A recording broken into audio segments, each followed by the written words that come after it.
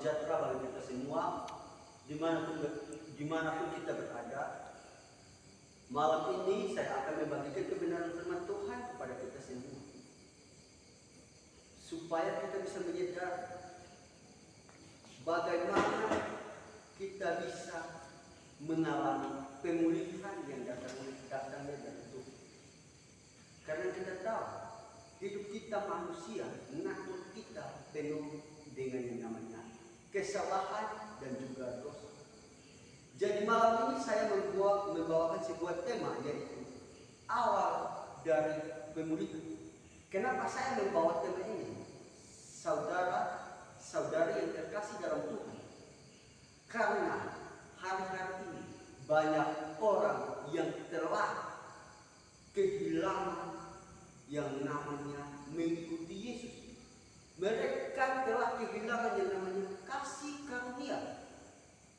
Bahkan ada banyak yang sudah berada di dalam Kristus, tetapi mereka tidak menyadari bahwa hidup mereka sebenarnya bukan di dalam Kristus. Mereka mengaku orang-orang percaya, tetapi kita lihat kehidupan mereka sebenarnya bukan. Makanya malam ini saya akan membagikan kebenaran firman Tuhan kepada kita semua, untuk kita sama-sama belajar bagaimana sih kita bisa mengalami yang namanya pemulihan, yang mengalami namanya mendapatkan pengampunan yang datang dari Tuhan. Dan ayat kebenaran firman Tuhan yang saya bawakan malam ini yaitu di Kisah Para Rasul 3 ayat 19. Demikian bunyi firman Tuhan. Karena itu sadar dan bertobat supaya dosamu dihapus. Kebenaran firman Tuhan di sini mengatakan bahwa karena itu sadar dan bertobatlah supaya dosamu diampuni. Kenapa kebenaran firman Tuhan mengatakan demikian?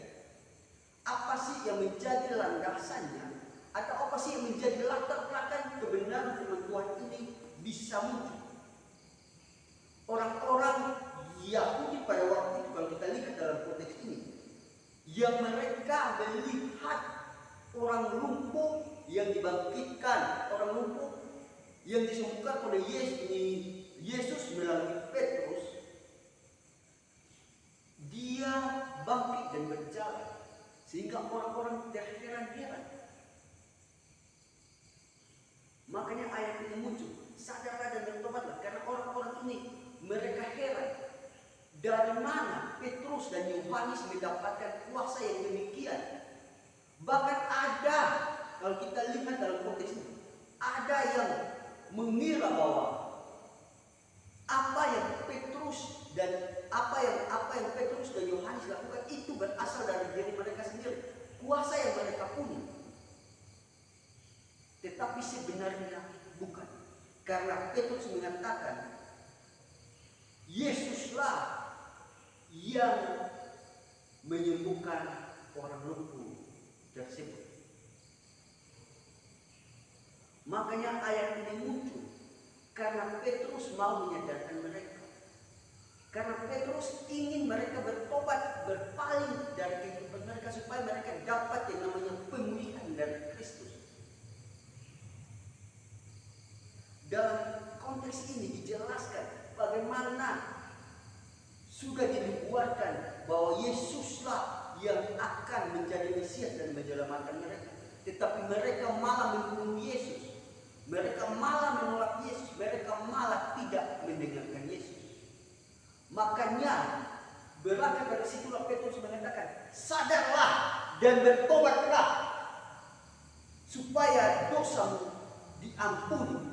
Ini yang Petrus katakan kepada orang-orang Yahudi pada waktu itu. Dan inilah yang kita lihat di konteks inilah menulis hal demikian.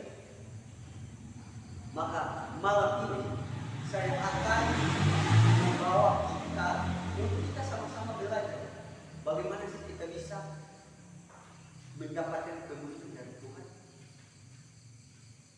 Awal pemulihan itu datang dari mana sih?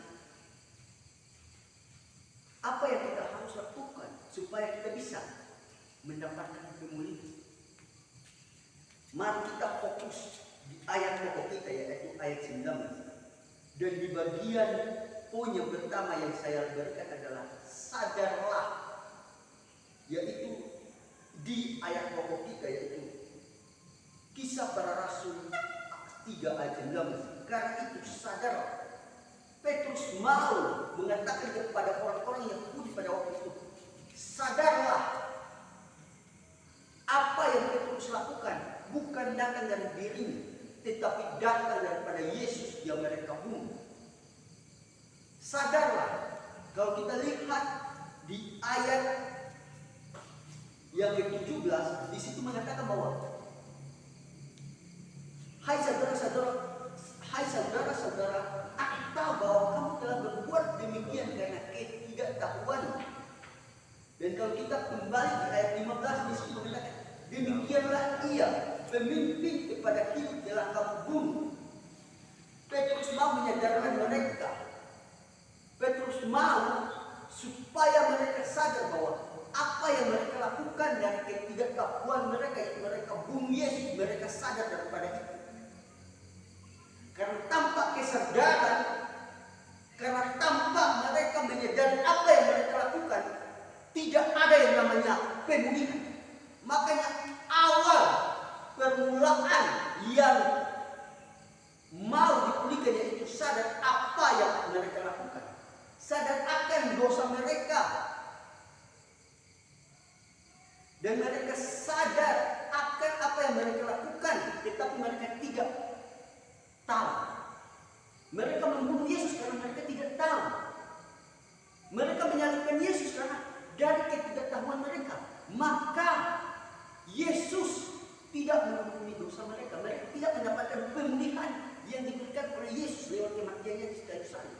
Maka Petrus mau supaya mereka sadar, supaya mereka dapat yang namanya pemulihan. Pemulihan datang pertama kali dari kesadaran akan kesalahan mereka, akan apa yang mereka lakukan. Bagaimana dengan kita, saudara-saudara yang dikasihi Tuhan? Apakah kita sudah menyadari bahwa hidup kita yang sudah sekian lama mengikuti Yesus, apakah kehidupan kita benar-benar sesuai dengan kebenaran Tuhan? Atau malah sebaliknya, saudara-saudara yang dikasihi dalam Tuhan, kita pengikut Kristus, tetapi hidup kita tidak mencerminkan yang namanya pengikut Kristus.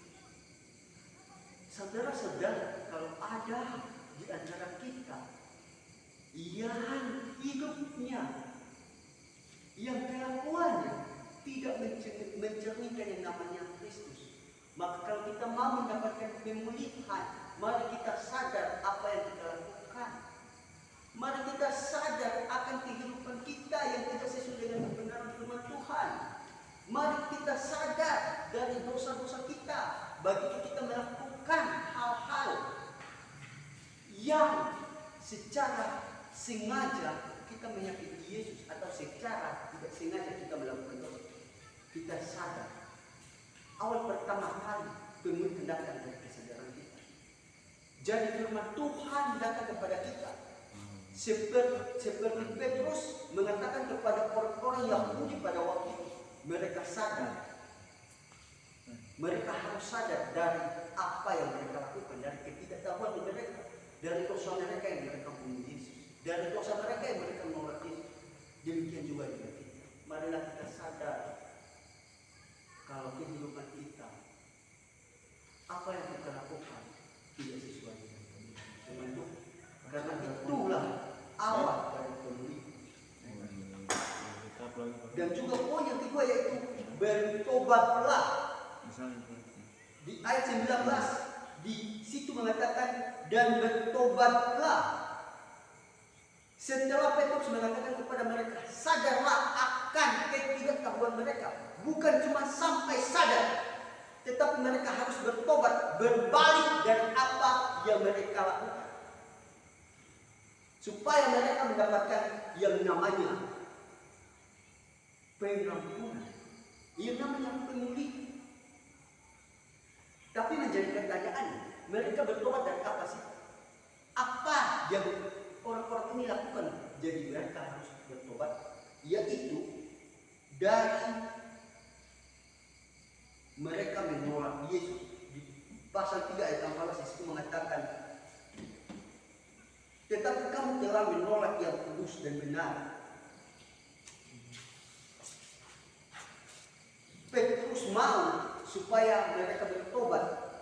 Ketika mereka menolak Yesus, mereka sudah menolak yang namanya jalan keselamatan. Ketika mereka menolak Yesus, mereka sudah menolak Mesias yang sudah dijanjikan kepada mereka.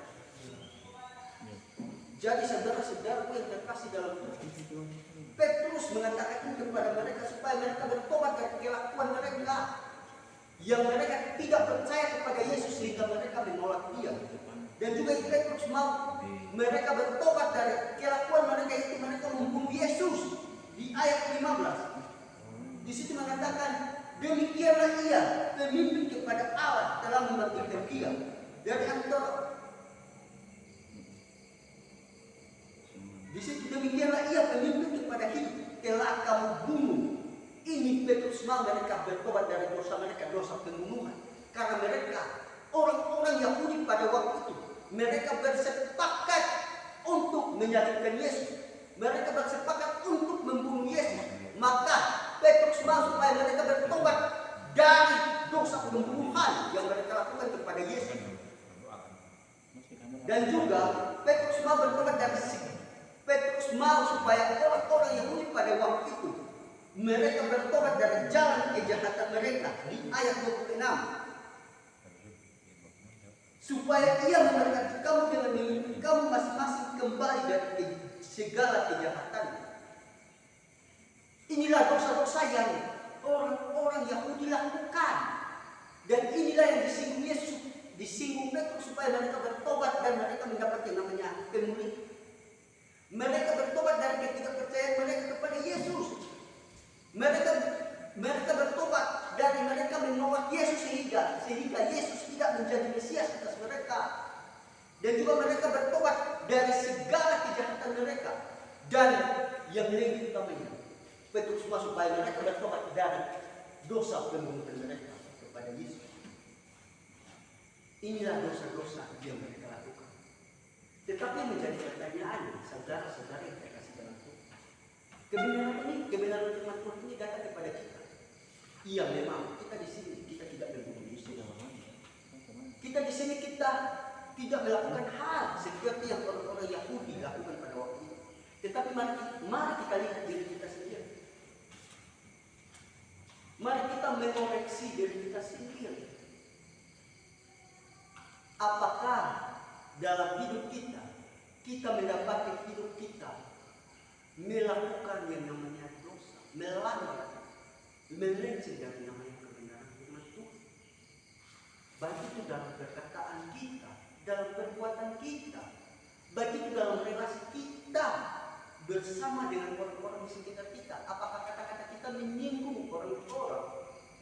Apakah lewat perbuatan kita menjadi batu sandungan? Atau hari-hari ini kita sebagai orang-orang Kristen tetapi kita kurang percaya kepada Yesus Kristus sebagai Tuhan dan Juru Selamat kita.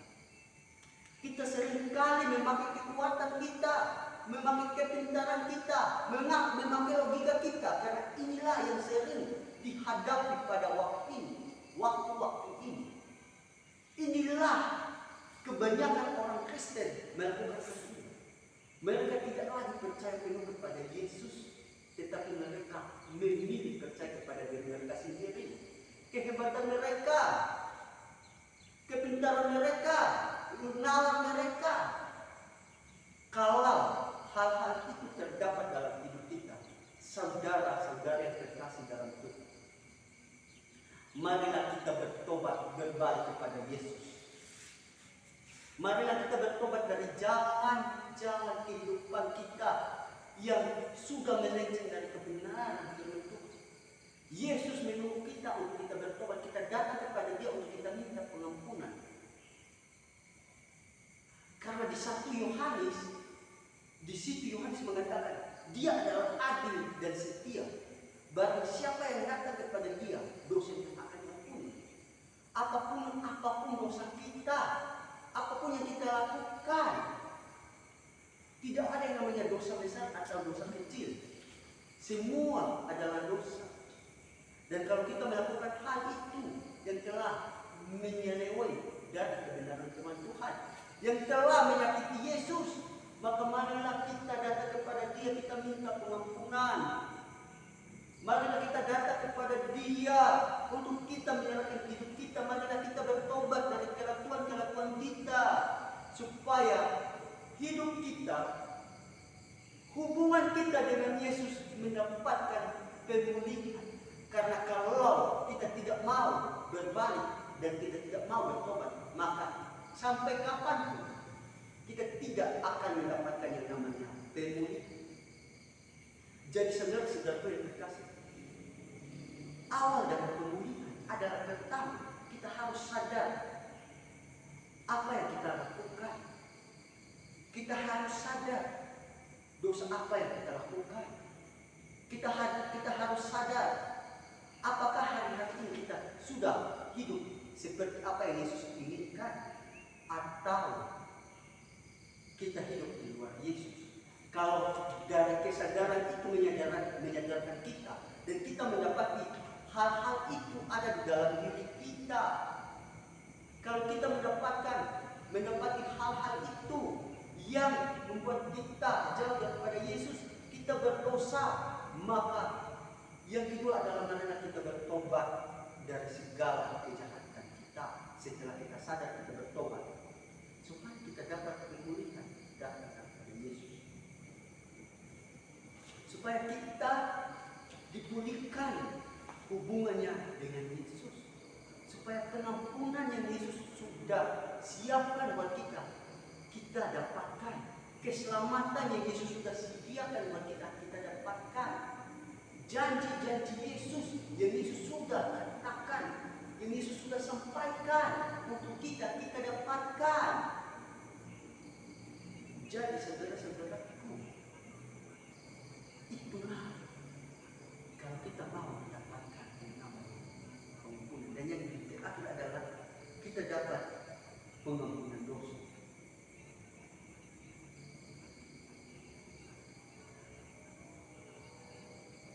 Yaitu kita dapat pengampunan dosa kita, yang itu dosa kita diampuni. Dan juga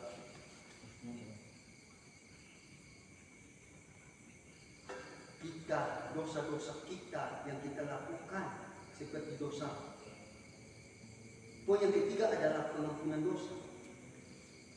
Petrus mau supaya orang-orang yang hidup pada waktu itu, mereka bertobat. Setelah bertobat, dosa mereka diampuni. Pengampunan dosa di bagian manakah yang mereka diampuni? Yaitu dosa pembunuhan yang mereka lakukan kepada Yesus, itu diampuni. Dosa ketidaktahuan mereka diampuni. Petrus mau supaya mereka sadar, mereka bertobat, maka pengampunan dosa sudah tersedia bagi mereka. Apa yang mereka lakukan dulu, dosa-dosa mereka, kejahatan mereka, itu mereka bertobat dan mendapatkan pengampunan dari Yesus. Dan kita juga, jadi saudara-saudaraku, bagaimana dengan kita? Kalau hari-hari ini kita sudah datang kepada Yesus memohon belas kasihannya, kita sudah dapat datang kepada Yesus memohon supaya kita diampuni. Apapun dosa kita, apapun yang kita lakukan, tidak ada di dalam Yesus yang namanya dosa besar atau dosa kecil. Semua dosa sama, karena di Roma mengatakan upah dosa ialah maut. Jadi tidak ada yang namanya dosa kecil atau dosa besar. Semua dosa di hadapan Tuhan sama.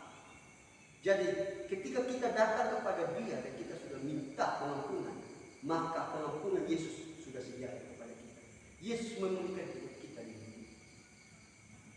Jadi saudara-saudaraku yang terkasih dalam Tuhan, marilah kebenaran firman Tuhan yang malam ini sudah saya sampaikan kepada kita semua.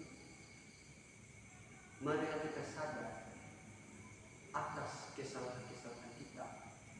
Marilah kita sadar atas dosa-dosa kita. Dan setelah kita sadar, marilah kita berbalik. Marilah kita bertobat dari kesalahan-kesalahan kita. Karena setelah dari pertobatan itulah pengampunan diberikan kepada kita. Karena Yesus mati di kayu salib, dia mati bagi saya dan saudara.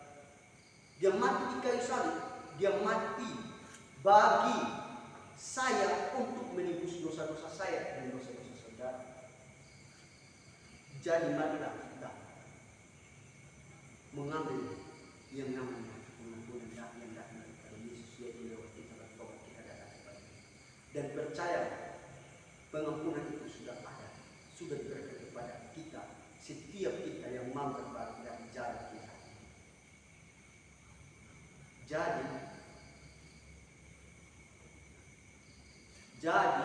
kebenaran firman Tuhan biarlah memberkati kita semua. Biarlah kebenaran firman Tuhan ini datang kepada kita supaya kita bisa merenungkan, kita bisa mempertanyakan hidup kita. Di mana letak kehidupan kita pada hari-hari ini.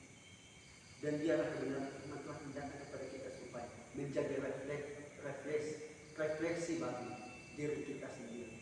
Supaya kalau ada di dalam hidup kita hal-hal yang kita dapati, melakukan hal-hal yang tidak sesuai dengan kebenaran firman Tuhan, maka sadarlah, bertobat kepada dosa diampuni.